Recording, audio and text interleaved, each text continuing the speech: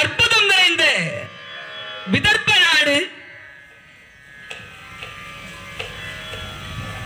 அங்கே அழகு பொருந்திய அரசராய் திகழக்கூடிய ரைவத மகாராஜாவுடைய ஆட்சி. அந்த ரைவத மகாராஜாவுடைய மனைவி ரைவத பூஷணி. அற்புதமான கணவன் மனைவி இருவரும் மன்னரும் மகாராணியும் அழகான முறையிலே மக்களுக்கு குறையில்லாமல் ஆட்சி செய்தார்கள். மிகச்சிறந்த ஆட்சி. மன்னர் என்பவர் மக்களை தன் குழந்தைகளாய் நினைப்பவராய் இருக்கணும். வீட்டுக்கு தலைவரா இருந்தாலும் நாட்டுக்கு தலைவரா இருந்தாலும் மக்களை மக்களாய் நினைப்பவர்களா இருக்கணும். அப்படி அழகான ஆட்சி செய்தவர்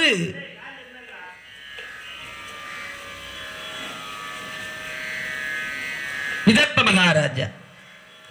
மன்னரும் மகாராணியும் அழகான முறையிலே ராஜ்ய பரிபாலனம் செய்து ஒரு நாள் அரண்மனை கடமைகளை எல்லாம் முடித்து மன்னர் ரைவத பூஷன் மிக அழகான முறையிலே மரபிடத்திலே மகாராணியாரோடு ஆடிப்பாடி மகிழ்ந்தார். என்னவர் துதி பாடும் மதிவதனி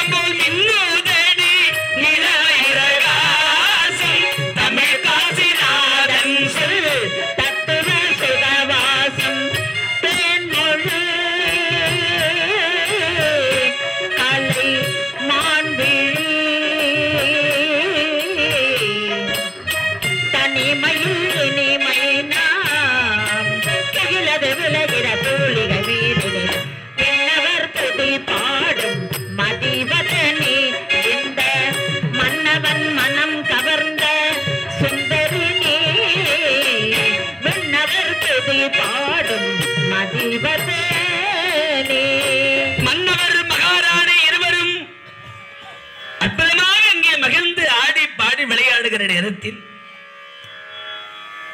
இந்த காவல்காரனுங்க 2 பேரும் உட்கார்ந்து இருந்தாங்க. இந்த ஏழை குசும்பு போவாதுன்னு சொல்லுவாங்க. ஏன்னா வேலைக்காரன் நமக்கு சம்பளம் கொடுக்கிற முதலாளி மன்னர், குழந்தை போல் மக்களை பார்க்கக்கூடிய தாய் தந்தையாய் விளங்கக்கூடிய மன்னர் மகாராணி. ஆனா அப்பேற்பட்ட மன்னர் மகாராணி அப்படி மகிழ்ந்திருக்கிற பொழுது சொன்னா, வயசான காலத்துல இதுங்களுக்கு ஆட்டத்தை பாத்திய அப்படின்னா, அப்போ மன்னர் மகாராணியும் பார்த்துறாங்க. இன்னொருத்தன் சொன்னா, டேய் மகாராஜா பிள்ளை இல்லாத வீட்டுல கிழவன் துள்ளி விளையாடின கதையா, அவருக்குன்னு ஒரு குழந்தை இருந்த நல்லது கெட்டதை செய்து அவர் கஷ்டத்தை அனுபவிச்சிருந்தாருன்னா அவருக்கு இந்த சந்தோஷம் தேவைப்படாது.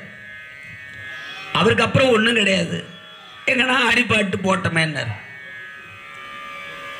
இதை கேட்ட மன்னர் ரைவத பூஷணி, மக்களை குழந்தைகளாய் இத்தனை காலம் பாதுகாத்து வந்தோம், ஆனா அவர்கள் குணத்தை பார்த்தியா? மன்னர் என்று பாராமல் நமக்கு மக்கள் செல்லும் இல்லை என்று எள்ளி நகையாடுகிறார்கள்.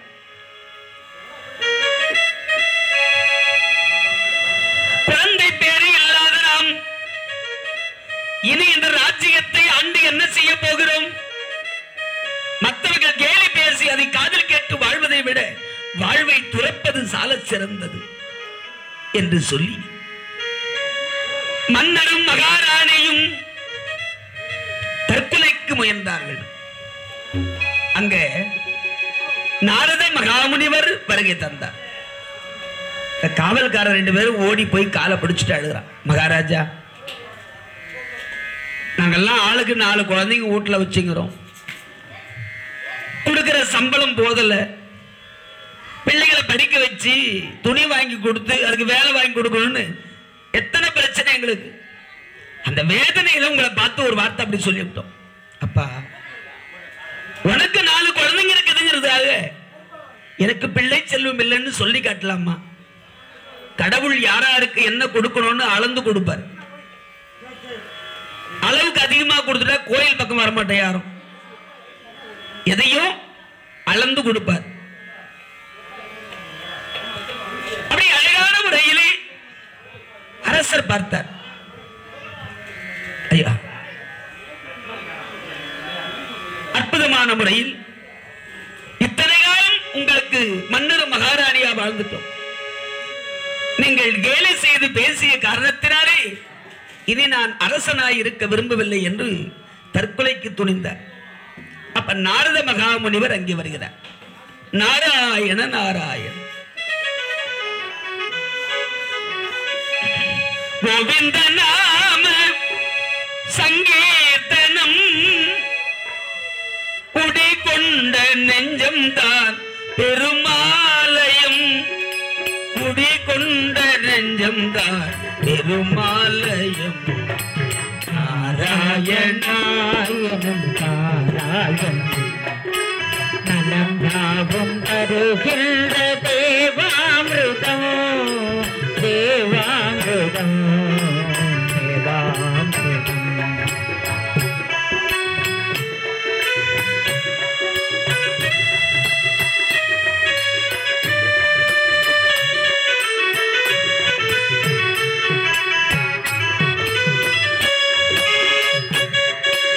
கோவிந்த நாம சங்கீர்த்தனம் குடிகொண்ட நெஞ்சம் தான் பெருமாலயம், கோவிந்த நாம சங்கீர்த்தனம் குடிகொண்ட நெஞ்சம் தான் பெருமாலயம், குடிகொண்ட நெஞ்சம் தான் பெருமாலயம். படியேறி வருவோர்க்கு பயம் இல்லையே, பாவங்கள் தீர வேறு வழி இல்லையே. திருமலை படியேறி வருவோர்க்கு பயம் இல்லையே, பாவங்கள்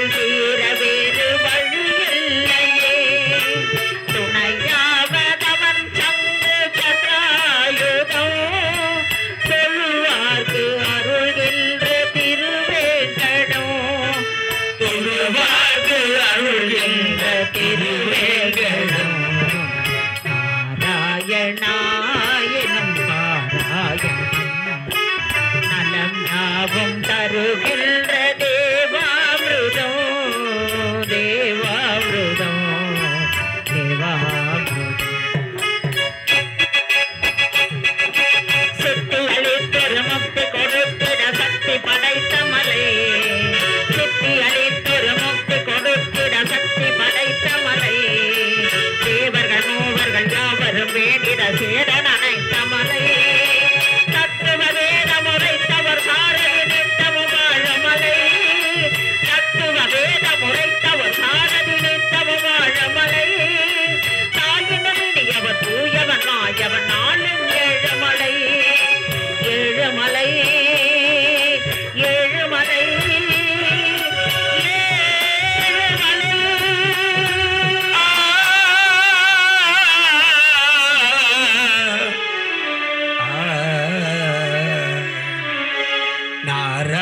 நாராயணாயனம் பாராயணம் நலம் யாவும் தருகின்ற தேவாமிருதம் தேவாமிருதம் தேவாமிருதம் நாராயண நாராயண நாரத மகாமுனிவரானவர் பார்த்தார். அப்பா தெய்வத மன்னா, எனக்காக இப்படி தற்கொலை செய்து கொள்ள துணிகிறாய் சுவாமி. இந்த உலகத்திலே எத்தனை செல்வம் இருந்த பொழுதும் மக்கள் செல்வம் இல்லை என்று இந்த பாவி நான் மனம் வாடி இத்தனை காலம் தவித்ததில்லை. காரணம், எனக்கு குழந்தையாக மகாராணியும் மகாராணிக்கு குழந்தையாக நானும் இத்தனை காலம் வாழ்ந்துட்டோம். ஆனால் இந்த என்னிடத்தில் வேலை செய்யக்கூடிய காவலர்களே என்னை கேலி செய்தார்.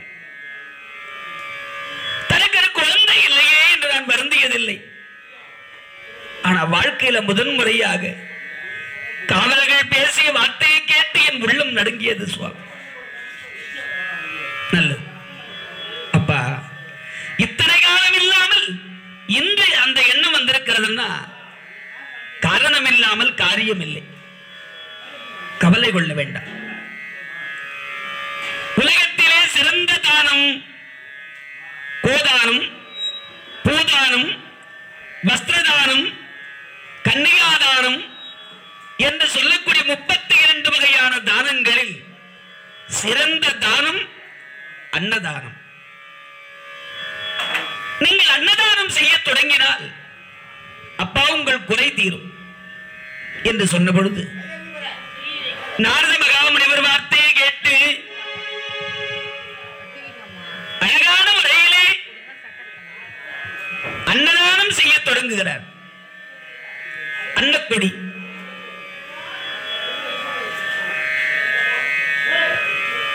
வருகின்ற பக்தர்கள் எல்லாம் அன்னமறந்து மகிழ்ந்தார்கள். ஒரு சாமியார் ஒருத்தர் வந்தார். அந்த வழியா கூட்டத்தோட கூட்டமா உட்கார வச்சு ஒரு சாமியாருக்கு சாப்பாடு போட்டாங்க. நாமள அந்த பொரியல் வச்சா ரவை எடுத்து வாயில போடுவோம், அப்பளம் வச்சா கிள்ளி வாயில போடுவோம். சாமியார்கள் இல்லையா, சன்னியாசி. எல்லாவற்றையும் பரிமாறிய பிறகு ஜலப்பிரவேசனம் பண்ணி இறைவனுக்கு சமர்ப்பணம் செய்து அதன் பிறகு அருந்த வேணும். சுவாமி வந்தவர் அழகாக பரிமாறி முடிச்சுட்டாங்க. இந்த அன்னதானத்தை நான் அருந்த வேண்டுமானால் உங்க வீட்டுல யாருன்னா குழந்தை இருந்தா கூப்பிட்டு பக்கத்துல உட்கார்ந்து சாப்பிட்டோம். அன்னதானம் பண்றதே குழந்தை வேணும்னு தான். குழந்தை இருந்தா கூப்பிட்டு நான் சாப்பிடுறேன்றாரு இந்த சாமியார். இருந்தும் என்ன மனைவியருக்கு தாலி கட்டி என்ன கோடி லட்சம் பவுன்களில் குளித்திடவே குடம் குடமாய் பன்னீர் என்ன மாடு ஆடு கறி பனை சேனைகள். நீ எத்தனை கோடி செல்வம் வச்சிருந்தாலும் அதையா கணக்காக போறாங்க. கல்யாணம் ஆகி 2 மாசம் ஆச்சு இல்லையா, விசேஷம் ஒண்ணு இல்லையான்னு கேள்வி வைப்போம். குழந்தை செல்வம். அப்ப மக்கள் பேரு இல்லாது அவிழ்ந்து குறை நேரத்தான் அன்னதானம் வழங்குகிறேன் சுவாமி. எல்லா செல்வம் இருந்தும் எனக்கு குழந்தை பேரு கிடையாது. நீங்க குழந்தைய கூப்பிடுங்க, வந்து சாப்பிட்டுட்டோம்னா நான் எந்த குழந்தைய கூப்பிடுறது? எனக்கு பின்னரசாள எனக்கு ஒரு மகன் இல்லை என்றுமே குறைதான் ஐயா, ஐயா என்றுமே குறைதான் ஐயா. எனக்கு பின்னரசாள எனக்கு ஒரு மகன் இல்லை என்றுமே குறைதான் ஐயா, ஐயா என்றுமே குறைதான் ஐயா. கோடி கோடியா செல்வம் குவலயத்தில் இருந்தோ, கோடி கோடியா செல்வம் குவலயத்தில் இருந்தோ கூட வருமோ ஐயா நான் செய்த பெரும் புண்ணியம். எனக்கு பின்னரசால எனக்கு ஒரு மகன் இல்லை என்றுமே குறைதான் ஐயா, ஐயா என்றுமே குறைதான் ஐயா.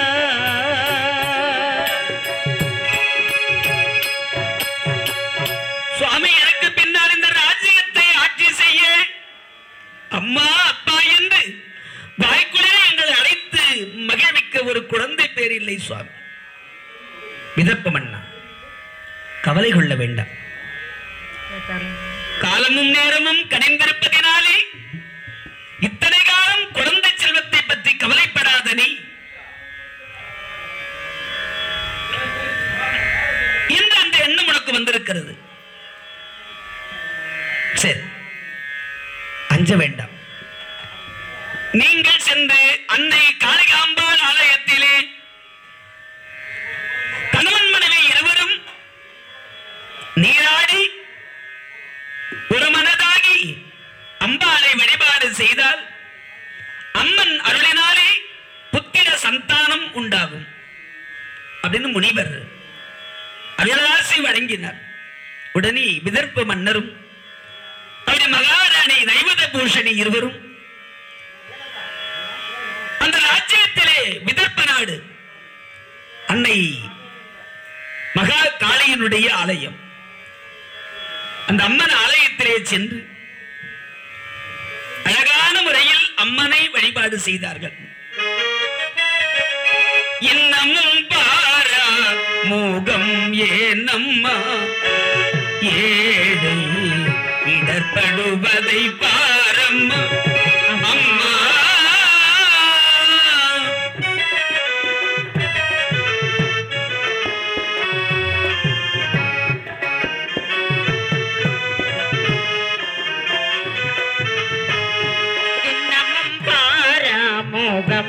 ஏனம்மா ஏழை இடர்படுவதை பாரம்மா அம்மா. என்னமும் பாராமோகம் ஏனம்மா அம்மா அம்மா அம்மா அம்மா.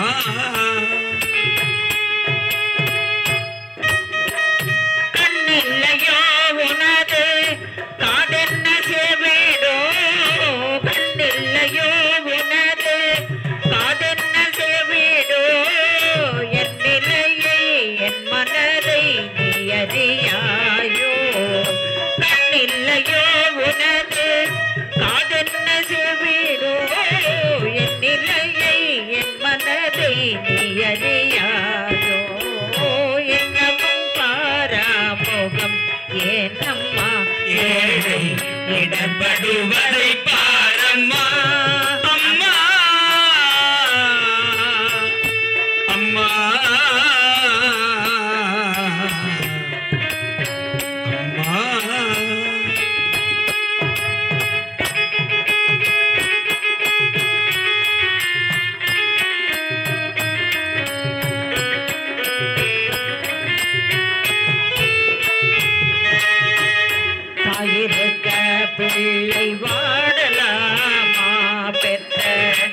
தாயிருக்க பிள்ளை வாடலாமாயிங்கே நீ இருக்க நானும் நோகலாமா தாயிருக்க பிள்ளை வாடலாமாயிங்கே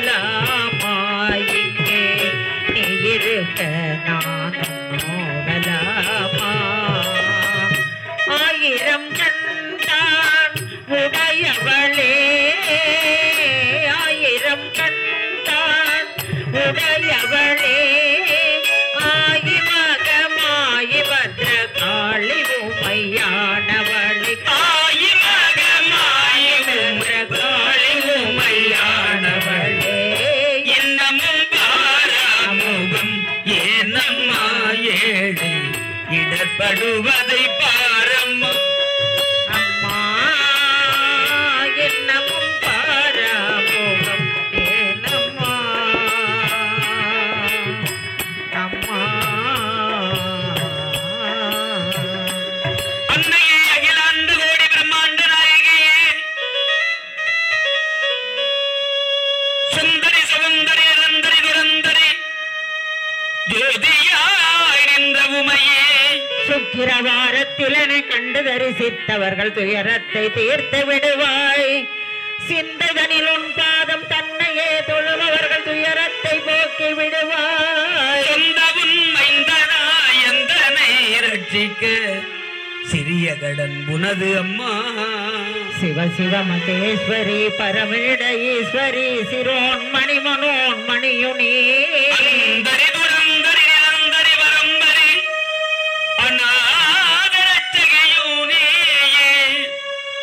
அழகான மஞ்சனூர் எல்லையிலே புகழாக கோவில் கொண்ட அன்னையே தில்லை மாங்காளி உமையே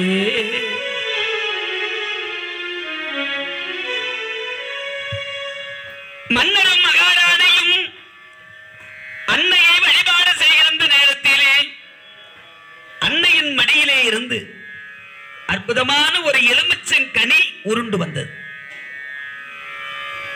அம்பாள் கனி கொடுக்க உருண்டு வந்த அந்த கனியை எடுத்து அரசர் மகாராணி இடத்துல கொடுத்தார்.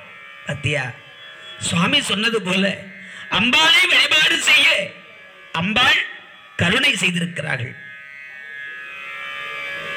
அந்த பழத்தை கையில் எடுத்த உடனே காளியம்மனுடைய அற்புதமான அசரீரி குரல் உரைக்கிறது. சரீரம்னா உடம்பு, அசரீரினா உடம்பு இல்லாம குரல் மட்டும் கேட்கும். தெய்வ வாக்குன்னு சொல்லுவா. அப்படி அற்புதமான ஒரு வாக்கு. இதற்கு மன்னா உங்கள் கரத்திருக்கிற அந்த கனியை அருந்த மகாராணி யார் மணி வயிற்றிலே யானே அற்புத பெண் குழந்தையாய் தோன்றி அருள் செய்வேன் என்று அம்பாள் கருணை செய்தார். அப்பவே அங்கேயே ஆலயத்தில் உட்கார்ந்து அன்னையின் கண் முன்னால் அந்த கனியை அருந்தி ஆலயத்தை சுற்றி வர அந்த நேரத்தில் ஆலய பிரகாரத்தில் ஒரு குழந்தை, பெண் குழந்தை குவா குவா குவான்னு தனியா ஒரு குழந்தை அழுதுகிட்டு இருந்தது.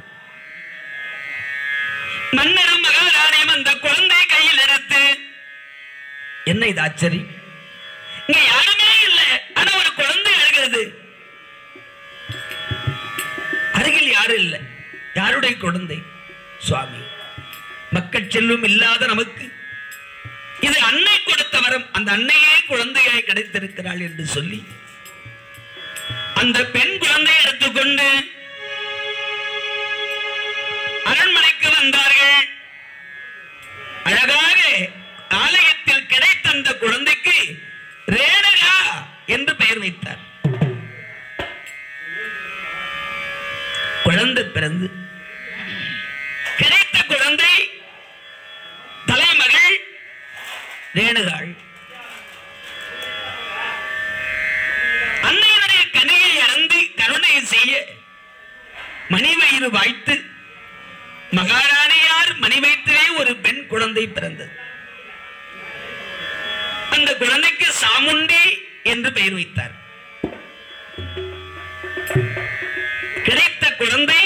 ரேணுகா.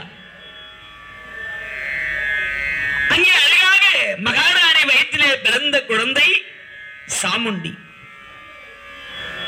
அற்புதமாக 2 பெண் குழந்தைகளும். அரண்மனையிலே பிள்ளை செல்லும் இல்லாத வீட்டில் வெகு காலம் கழித்து 2 பெண் குழந்தைங்க. ஆனாலும் ராஜ்யத்தை ஆள ஆண் வாரிசு இல்லை. ஆணோ பெண்ணோ அம்மா அப்பா என்று அழைக்க ஒரு செல்வம் கிடைத்ததே என்று பேரானந்தம் கொண்டார்கள். அற்புதமாக அந்த குழந்தைகளை வளர்த்தார்கள். ஒரு ஆண் மகனுக்கு சமமாக வில், வாழ், ஈட்டி, கதை என்று சொல்லக்கூடிய ஆயுத பயிற்சிகளை எல்லாம் கற்றுக் கொடுத்து ஒரு பெண்ணுக்குரிய பருவங்கள் 7: பேதை, பெதும்பை, மங்கை, மடந்தை, அறிவை, தெரிவை, பேரிளம் பெண். 3வது பருவம் மங்கை பருவம். குழந்தைகள் வளர்ந்து ஆளாகி அழகாக மங்கை பருவத்தை அடைந்தார்கள். வயதுக்கு வந்த குழந்தைங்களை வீட்டில் வச்சுக்கிறது மடியில நெருப்பு கட்டிக்கிற மாதிரி. காலகாலத்தில் ஒரு மாப்பிள்ளைய பார்த்து கல்யாணம் பண்ணிடணும்.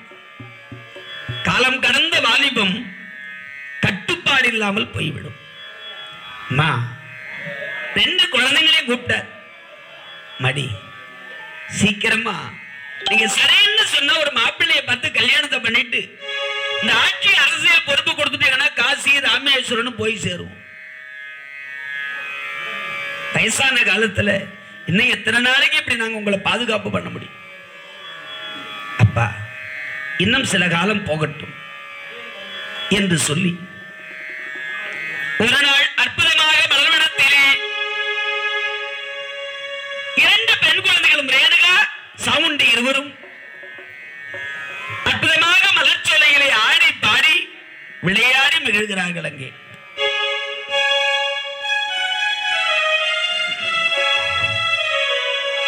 கங்கை கரை தோட்டம், கன்னி பெண்கள் கூட்டம்,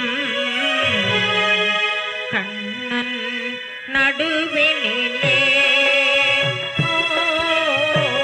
கண்ணன் நடுவினிலே, காலையிலும் காற்று பாடி வரும் பாட்டு எதிலும் அவன் குரலே, எதிலும் அவன் குரலே.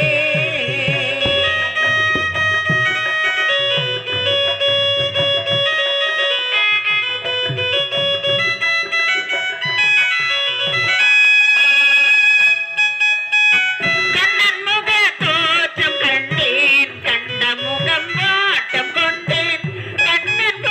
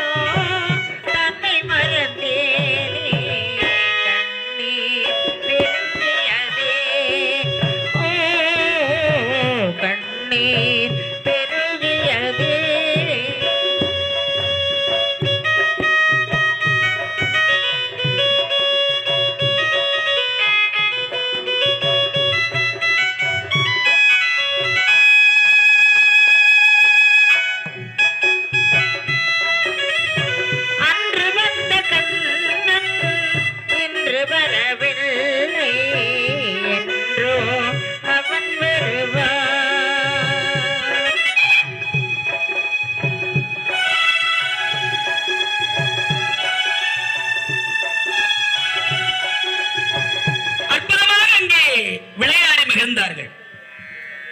அப்படி விளையாடி மகிழ்கிற நேரத்திலே ஒரு காட்டு ராஜா ஒருத்தர், காட்டரசன், காட்டுவாசி, அவர் இந்த பெண்களை பார்த்தார். அடாடாடா, காட்டிலே வாழக்கூடியவன் இப்படி ஒரு பெண்ணை பார்த்ததில்லையே என்று ரேணுகையின் மீது ஆசை கொண்டார். பெண்ணே, கனியமுதே, நீ மண்ணாலத்து பெண்ணோ விண்ணாலத்து பெண்ணோ கந்தர்வ உலகத்தைச் சேர்ந்தவளோ, இத்தனை பேரழகாக இருக்கிற, நான் ஒரு காட்டு ராஜா, நீ ஒரு நாட்டு ராஜாவுக்கு மகள். அதனால சரின்னு சொன்னேன்னா உன்னை நான் கல்யாணம் பண்ணி காட்டு அரசி ஆக்குறேன் அப்படின்னாரு. இந்த சின்ன பொண்ணுக்குது சாமுண்டி சொல்லுச்சு, ஐயா காட்டு ராஜா, பெண்ணா பிறந்தவ என்னையோ ஒரு நாள் யாரோ ஒருத்தருக்கு கழுத்து நீட்டி ஆகணும், அது நீங்களா வந்துட்டு போங்க, கல்யாணம் பண்ணிக்க வேணும்னு சொல்லல. ஆனால் எங்க அக்கா ஒரு ஆண்மகனுக்கு சமமாக வில் வாழ் ஈட்டி கதை என்று சொல்லக்கூடிய ஆயுத பயிற்சிகளில் தலை சிறந்தவள். எங்க அக்காவை கல்யாணம் பண்ணிக்கணும்னா வாள் எடுத்து அக்கா கூட சண்டை போடு, ஜெயிச்சிட்டீங்கன்னா கழுத்துல தாலி கட்டலாம், இல்ல அப்படின்னா உன் கழுத்துல தூக்கு கைத்த மாட்டி தொங்க விட்டுருவோம். வாழ் பிடிக்கிறதா, வளையல் போடுற கருத்துல வாழா, ஏய் இது வளையல் போடுற கையா வாழ் பிடிக்கிற கையான்னு அப்புறம் முடிவு பண்ணலாம், முதல்ல சண்டைக்கு நீ தயாரா அப்படின்னு ஆகட்டும் பார்க்கலாம் என்று சொல்லி யுத்தத்துக்கு தயாரானார்கள். ரேணுகாதேவி அம்மையார் வாளெடுத்து காட்டு அரசனோடு யுத்தம் செய்து அற்புதமான யுத்தம். அந்த யுத்தத்தை ரேணுகாதேவி வெற்றி பெற்றார், காட்டு ராஜா தோல்வியுற்றார். சின்ன பொண்ணு பார்த்தது, அக்கா ஜெயிச்சாச்சு, நீங்க சும்மா இருங்க, இவனை என்ன பண்ணமோ நான் பண்றேன். தோழிகளை அழைத்து காட்டரசனை தலையை முட்டையடித்து கரும்புள்ளி செம்புள்ளி குத்தி கழுதைகளை ஏற்றி ஒரு கோமாளி ராஜாவா ஆகிவிட்டாங்க அவனை.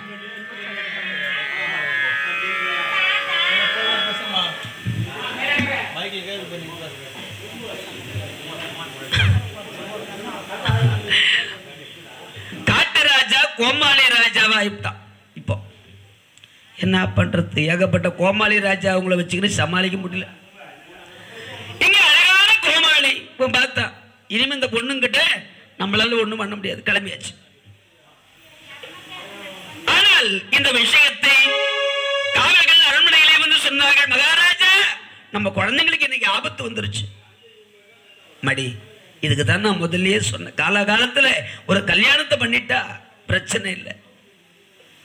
அப்பா எனக்கு ஒரு ஆசை, நான் திக்கு விஜயம் செய்ய வேண்டும். திக்கு விஜயம் என்பது ஆண்கள் செய்யக்கூடியது,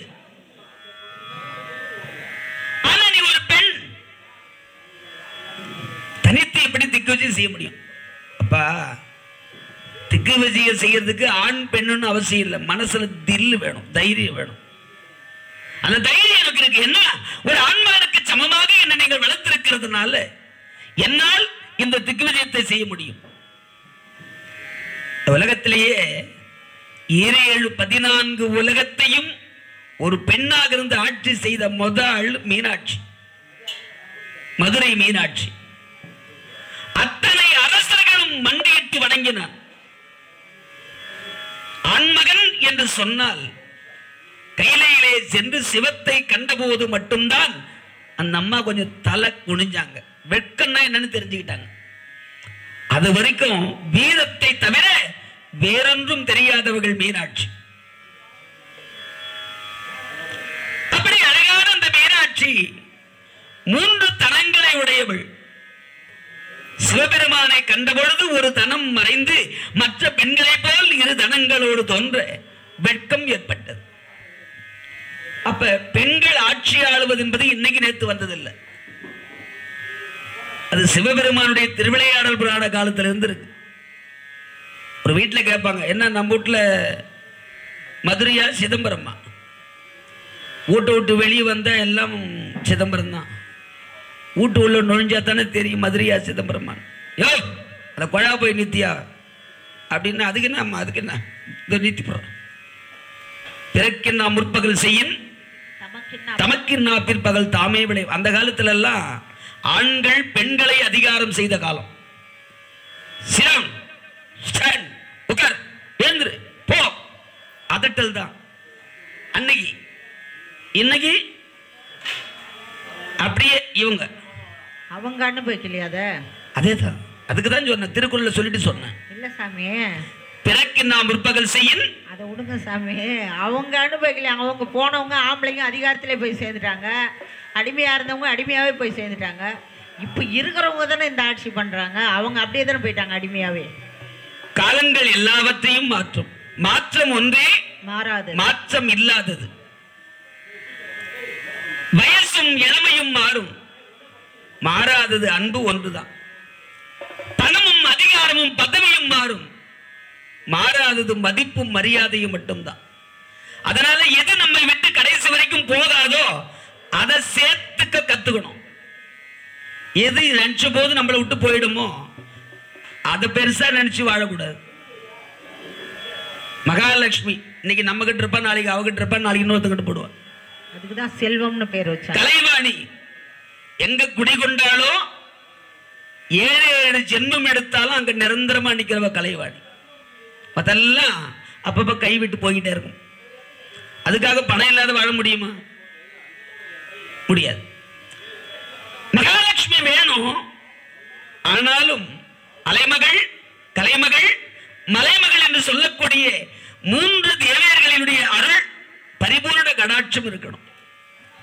அப்ப என்னைக்கும் நம்ம விட்டு அழியாது. ஒருமைக்கண் தான் கற்ற கல்வி ஒருவருக்கு எழுமைக்கும் ஏமா புடைத்து. கல்வி ஒன்றைதான் இந்த உலகத்துல யாரும் பங்கு போட முடியாது. அப்பா 10 ஏக்கர் சொத்து வச்சுக்கிறார், 4 கார் வாங்கி வச்சுக்கிறார். 4 கார்? அவர் கார் பைத்தி அப்பப்ப மாத்துவாரு. அப்ப கூட தான் மாத்தினாலும் ஒண்ணுதான் இருக்கு. 4 கார் வச்சுக்கிறாரு, 10 ஏக்கர் நிலம் இருக்குது, எல்லா வசதியும் இருக்குது. அப்பா மண்டையை போட்டாருன்னு வச்சுக்கோங்க, உரலு உலகில இருந்து காப்பிடி அரப்படியில இருந்து பங்கு போடுவான். எங்க அப்பா பிஏ படிச்சுக்கிறாரு, பாதி பங்கு போட்டு போடுறான்னு என்ன கேட்க முடியுமா? நாலுல ஒரு பாகம். அது அவங்க மட்டும்தான் தேடிக்கணும். படிப்பு என்பது யாரும் பங்கு போட முடியாது. அத்தமும் வாழ்வும் அகத்து மட்டு, சுற்றி எழும் பெண்டீரும் வீதி மட்டு, பிள்ளைகள் சுடுகாடு மட்டு, பற்றி தொடரும் இருவினையே. நம்ம வச்சிருக்கிற வீடு வாசல் சொத்து சுகம் பங்களா வசதி எல்லாம் நம்ம ஊரோட சரி. வீட்டை விட்டு வெளியில கிளம்பிட்டோம்னா அத்தமும் வாழ்வும் அகத்து மட்டு ஊரோட வீட்டோட.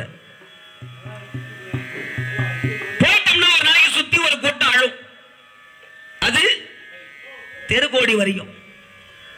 பிள்ளைங்க பெத்த கடமைக்கு சேர்த்து வைக்குமோ வைக்கலையோ, எங்க அப்பனுக்கு செய்ய வேண்டியது செய்து அழுவணும் அப்படின்னு வருவோம். செய்து அழுவணும், செய்து அழுவணும். ஆமா, அதுல கூட ஒரு சில அம்மா சொல்லும், என் புள்ளைய கடங்காரன்னு ஆக்கிட்டாதீங்கடா, கொஞ்சமா செய்யுங்க. அப்ப எது கூட வரணும்னா பாவ புண்ணியத்தை தவிர வேறொன்றும் இல்லை. அதனால ஆன்மா கடைத்தேற என்ன வழியோ அதுக்கு என்ன தேவையோ அதை சேர்த்துக் கொள்ள பழகணும். செய்கிற தொழில்ல எல்லாத்திலையும் கொஞ்சம் தர்மம் இருக்கணும். பணத்துக்கும் செய்யணும், அதுல கொஞ்சம் புண்ணியத்தையும் சேர்த்துக்கணும். கொஞ்சம் கொஞ்சமா புண்ணியத்தை சேர்த்தோம்னா அதெல்லாம் ஒரு நாள் ஒன்னா சேர்ந்து மிகப்பெரிய பலனை கொடுக்கும். அப்படி இங்கே அற்புதம் நிறைந்த ரேணுகாதேவி அம்மையார், அந்த மீனாட்சி எப்படி இறைவனை கண்டபோது தலை குனிந்து நின்றார்களோ, ஆட்சி அதிகாரம் செய்தார்களோ, அந்த மாதிரி அடுத்தபடியா ரேணுகாம்பாள் இங்க திக்விஜயம் போகணும். சரி, இது அம்பாள் ஆலயத்தில் கிடைத்த குழந்தை. அதனால மகளுடைய விருப்பம் என்னவோ அதற்கு தடை சொல்லாமல், அம்மா நீ திக்கு விஜயம் புறப்படலாம். அப்பா, நான் திக்கு விஜயம் செல்லுகிற பொழுது பல நாட்டு அரசர்களை வென்று திக்கு விஜயத்தில் யாரை பிடிக்கிறதோ அவரை நான் கல்யாணம் பண்ணிக்கிறேன். சரிம்மா, போயிட்டு வா என்று சொல்லி அழகாக ரேணுகாதேவி அம்மையாருக்கு வீரவாள் கையில் கொடுத்து வெற்றி மாலையை சூட்டி மணிமகுடத்தை அணிவித்து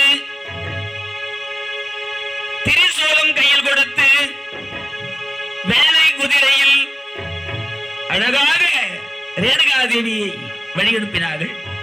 சாமுண்டி தங்கை கூட துணைக்கு போறாங்க. ஆடை ஆபரணங்கள், உணவு ஏற்பாடுகள், பின்னாடி ரத கஜ துரக பதாதி என்று சொல்லக்கூடிய 4 வகை சேனைகளும் போகிறது.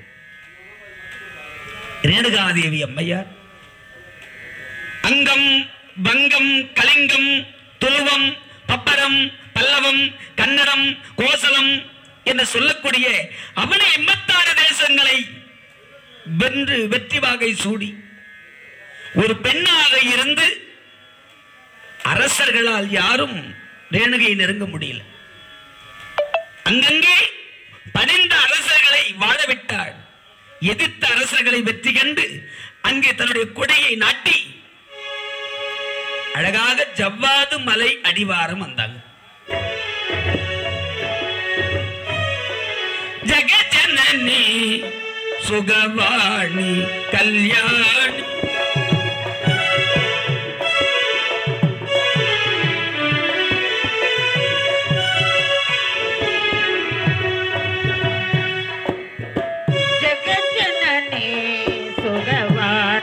கல்யாணி ஜெகஜனனி ஜெகஜனனி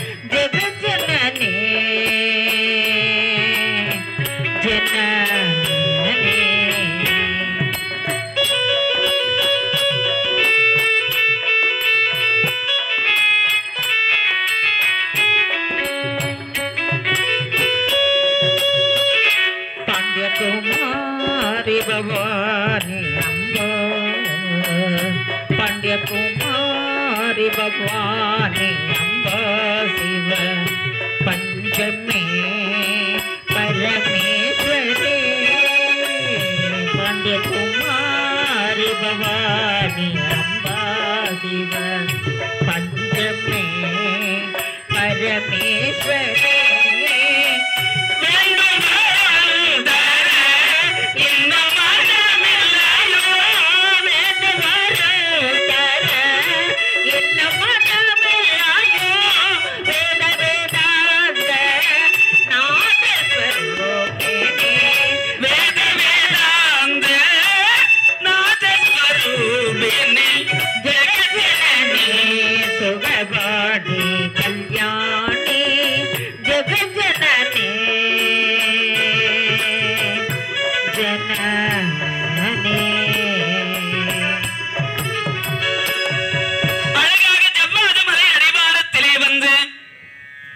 சின்ன குழந்தை பார்த்தது சாமுண்டி, அக்கா இனி என்னால் நடக்க முடியாது, உடம்பெல்லாம் அயற்சியாகி விட்டது, அதனால கொஞ்சம் இந்த மலை அடிவாரம் பச்சை பசேலன்னு இயற்கை எழில் கொஞ்சம் அழகிய சோலைகள் நிறைந்த இந்த மலை அடிவாரத்துல ஓரிரவு தங்கிச் செல்லலாம் என்று சாமுண்டி சொன்னார்.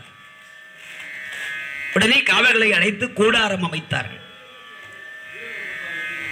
கூடாரம் அமைத்து உணவு முடித்து அந்த கூடாரத்திலே படுத்து சாமுண்டையும் ரேணுகாதேவியும் ஓய்வு கொண்டார்.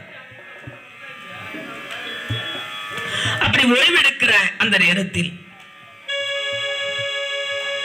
காவலர்கள் எல்லாம் ரொம்ப தூரம் சென்று படைகளோடு ஓய்வெடுக்கிறாங்க. அப்போ ஒரு அசரீரி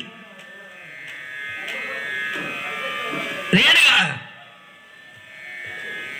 எழுந்திரு,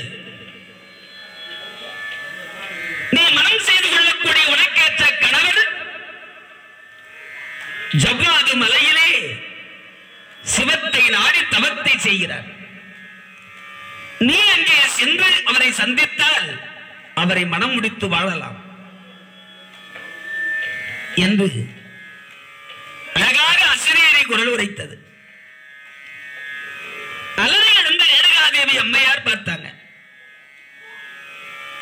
சரி, அப்படி ஜவ்வாது மலையிலே தவம் செய்யக்கூடிய அந்த முனிவர் யாருன்னு பார்க்கணும். எழுந்து அப்படி இந்த அம்மா புறப்படுறாங்க. நான் சென்ற பிறகு தங்கை சாமுண்டி வெடித்துக் கொண்டால் என்னை காணலன்னு தேடுவா. ஏற்க ஒரு வார்த்தை சொல்லிட்டு போகலாம். தங்கா சாமுண்டி, தூங்குறவங்களை எழுப்பலாம், தூங்குற மாதிரி நடிக்கிறவங்களை எழுப்ப முடியுமா?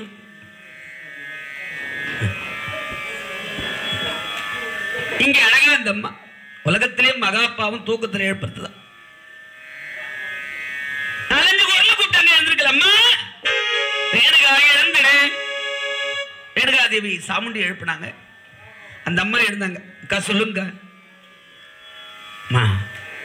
ஒரு அசரீரி குரல் உரைத்தது. எனக்கேற்ற கணவர் ஜவ்வாது மலையிலே தவம் செய்து கொண்டிருப்பதாக அசரீரி உரைத்தது. இங்க யாருன்னு நான் போய் பார்த்துட்டு வரணும், உங்கள்கிட்ட சொல்லிட்டு போகலான்னு நினைக்கிறேன். அக்கா, திருமணம் செய்து கொள்ளக்கூடிய மாப்பிள்ளையை கல்யாண பொண்ணு போய் முதல்ல பார்க்க கூடாது. அப்படி பார்த்துட்டா அவருடைய கற்பை இந்த உலகம் தவறா பேசும். அந்த காலத்துல கல்யாணத்துக்கு பொண்ணு வீடு பார்க்க போனா ஒரு பழமொழி சொல்லுவாங்க, உப்புல பாரு துப்ப, தண்ணியில பாரு சீரன். பொண்ணு கட்டுற வீட்டுல அந்த பொண்ணை எப்படி வளர்த்திருப்பாங்கன்னு அப்படியே சமையல் கூடத்துல போய் எட்டி பார்த்தா உப்பு டப்பா எங்க வச்சுக்குதுன்னு பார்ப்பாங்க. உப்பு டப்பா இப்பதான் டப்பா, அந்த காலத்துல எல்லாம் மண் சட்டி, உப்பு சட்டி. அதை வச்சிருக்கிற இடத்தை வச்சு அந்த குடும்பத்தை எடை போட்டுருவாங்க.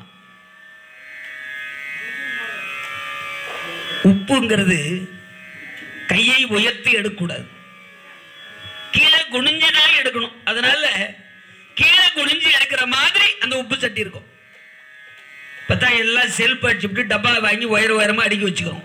இன்னும் ஒரு பழமொழி கூட அதெல்லாம் சொன்ன ஒத்துப்பாங்களா? வாசப்படியில நிமிந்து போகக்கூடாது, அப்படியே நின்னபடியே போகக்கூடாதுன்னு தான் வீடு கட்டுவாங்க. தலை குனிஞ்சு போகணும். இப்போ சொன்னா அதுல ஒத்துப்பாங்களா? எல்லா வீடும் தாழதான் இருக்கும், குனிஞ்சு தாழ்ந்து தான் போகணும், வணங்கி போகணும். அந்த நாள்ல கூரை விடுந்தது சின்னதா வாசிப்படி வச்சுன்னு குனிஞ்சு போகணும். இப்ப எங்களை தலையை லிப்ட் போட்டு போவோம் நாங்க. நீங்க அண்ணாந்துக்குனே கூட போங்க போனாங்க. நீங்க இப்போ பொண்ணு பார்க்க போன உடனே பொண்ணு கையில முதல்ல தண்ணி கொடுத்து அனுப்புவாங்க.